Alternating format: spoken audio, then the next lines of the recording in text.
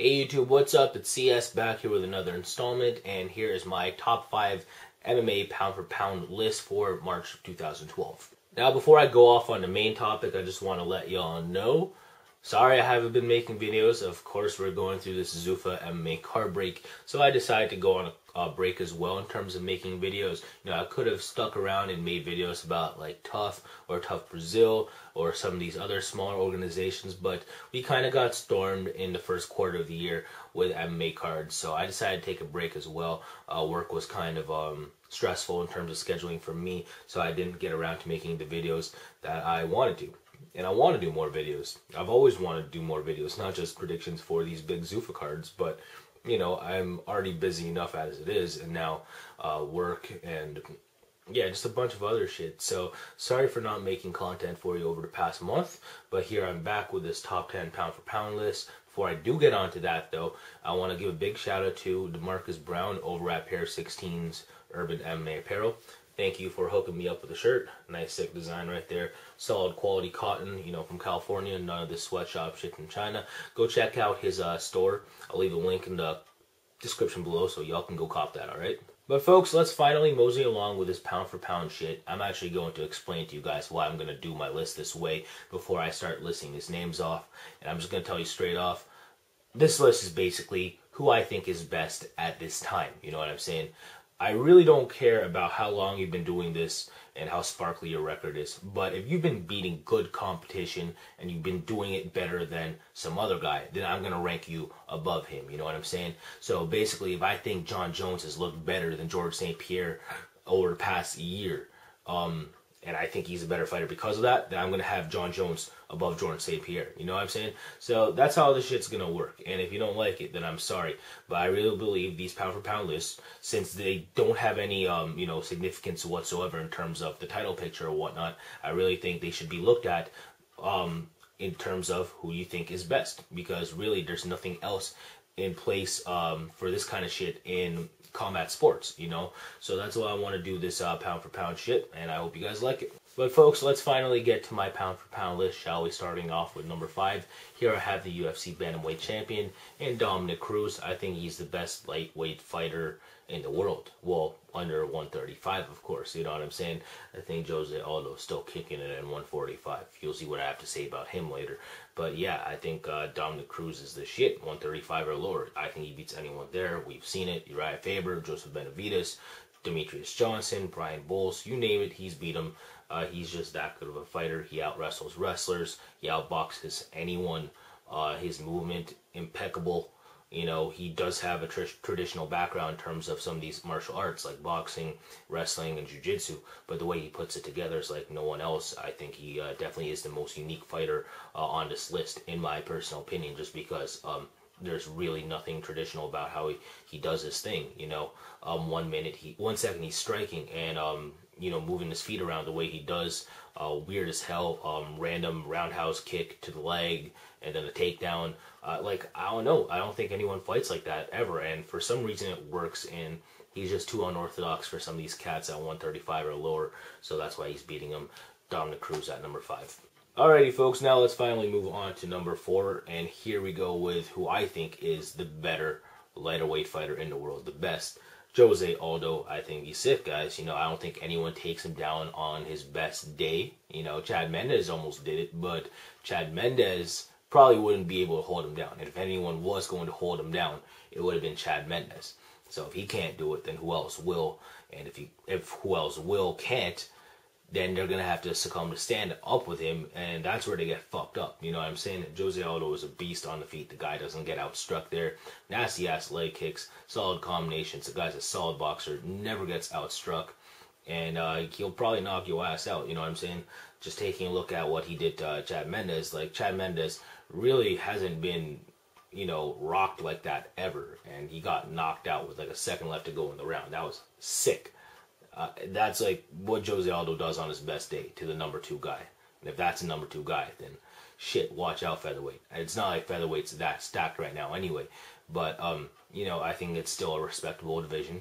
and I think it's still full of talent. However, I think Jose Aldo is just that much better than people. And if Hatsu Ioki's like 2 or 3 in some of your opinions, then fuck, like watch out featherweight, because he's gonna have that belt for a while unless he decides to take on the 155-pound champ. You know what I'm saying? But yeah, that's what I gotta say about Jose Aldo. Sick kickboxer, sick takedown defense. And of course, when he's on the ground, you know, he's not, you know, completely lost. He has a jiu-jitsu background as well. I just think overall he's a great fighter, and that's why he's in on this list at number 4. Alrighty, folks, now let's move on to the number 3 pound-for-pound fighter on this list. In my opinion, that is George St Pierre. Guys, I might have had Jose Aldo above George St Pierre if what he did to Chad Mendes was more, you know, of an occurrence, you know what I'm saying? But the thing is, Jose Aldo just doesn't try all the time. That's why he's only ranked at number 4 on this list. A lot of people like to rank that guy higher just because we know what he can do. It's just, I don't know if he's going to do that all the time. With someone like George St Pierre, you know what you're going to get out of him. You know, the welterweight division, people like to say it's respectable and all, but a lot of those guys are so one-dimensional. You know what I'm saying? It's just like against Dan Hardy, takes him down. Against Josh Koscheck, he outstrikes him. If Nick Diaz were to happen, he would have took him down. Or Carlos Condit. You know what I'm saying? Jake Shields, he outstrikes him. You know, it's just, you keep putting these guys in front of him, and he's just too athletic and too well-rounded, and he'll just beat you at your weakness, and he has the athleticism to do it, you know what I'm saying? So I think George St Pierre is a very special fighter for being able to do that stuff. The thing is that when he fights some of these guys, like Jake Shields, how can you go up against Jake Shields and not knock him out after, you know, 5 rounds of outstriking him?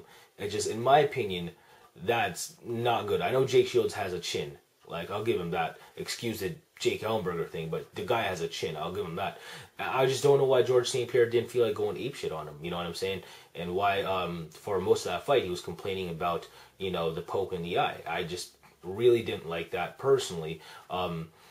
It's just like someone like that, you should be outclassing on feet tenfold, you know what I mean, against a guy like Dan Hardy. To why you can't armbar him in, you know, 3 or 5 rounds is beyond me, you know what I'm saying? You had him down on the ground, he didn't submit him, and I know this guy's not the most finishing savvy dude like he once was at one point, but still, that's Dan Hardy.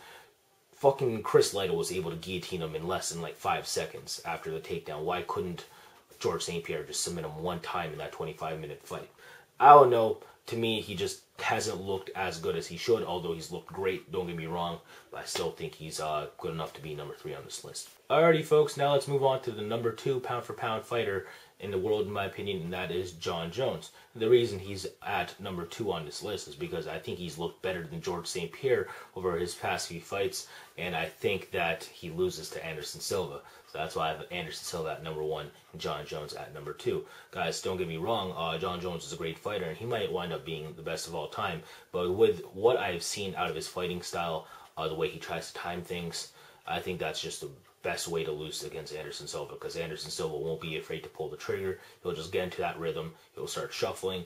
He'll start dancing. He'll start putting his hands down, and he'll be like doing that jab from the hip to your face, front kick maybe, leg kick, whatever, head kick, combinations, rush at you. I just don't think Jon Jones is going to like that shit. I think we're going to see like the Machida first round against Jon Jones. I think we're going to see that, but worse, if Anderson Silva fights Jon Jones. After watching that fight, I was kind of discouraged, but still Jon Jones got it done in round 2 because, you know, he just figured out the Machida, you know, Rubik's Cube or whatever, you know what I'm saying? He finally got into his own rhythm. It's just, the fact is, he has to get into a rhythm to win fights, and I don't think that's a good thing if you were going to have that dream fight between him and Anderson Silva. The thing is that I think the best recipe to beating Anderson Silva would be a Chael Sonnen with sub-defense. You know, someone who's just not going to time something. He's just going to get in his face, take him down, and you know, try not to get submitted and win like that. That's why I think the best recipe is to beating Anderson Silva. Jon Jones can do that, but I just don't think he has it in his head to do it right now. You know what I'm saying? Until he just full out goes there and wrestles someone without a conscience. Until I see that happen, then, you know, I don't think Jon Jones can beat Anderson Silva. He's going to play the range game a little bit with Anderson Silva, and I don't think Anderson Silva is going to be taking a lot of them side kicks to the legs or, you know, spinning elbows. I think that Jon Jones will be getting asked to get knocked out. So that's why I have Jon Jones at number 2. Don't get me wrong, though. Again, he's a great fighter. He had one of the best campaigns ever last year, capping off 2011 with beating Lyoto Machida after he beat Rampage, Shogun, and Bader. So, Jon Jones is the man, but I like Anderson Silva at number 1. I'm not even going to do a jump cut to Anderson Silva. Let's talk about him right now. Guys, I believe this cat's the best in the world, but of course against Chael Sonnen, that's just a nightmare matchup. And of course, like, number 1s in the world really shouldn't be losing 4 rounds and then eventually winning in the 5th like that. But the thing is that, that's not the Anderson Silva we're used to seeing health-wise. I think a healthy Anderson Silva can actually be able to maintain this thing on the feet against a Chael Sonnen, who in my opinion is a definite number 2 at middleweight. And I think he beats every light heavyweight in the world. So how can you not have this guy at number 1? I think he's that good. Of course, probably the best Muay Thai striker we've seen in MMA in terms of trying to work it for MMA. The guy's takedown defense actually is good. He's not afraid to be on his back. He'll submit your ass most likely. He's just a bloody well-rounded fighter. Nice Muay Thai plum. The guy is just scary no matter what, wherever you're at with him. So I do like this fighter a lot, Anderson Silva. I do believe he's the best of all time. I still think he's the best right now, and that's why he's at my number 1 for this pound-for-pound list. So, folks, there you go. That's it for my pound-for-pound list for March 2012. I hope you guys enjoyed it. Again, cop the gear, pair of Sixteenz Urban MMA apparel. Thank you again to Marcus, and I'll see you soon, hopefully, for my UFC on Fuel TV Gustafsson versus Silva picks, so stay tuned for that, guys. Thank you again for watching. Deuces for all my supporters, Bruce for all my haters. Thank you, and take care.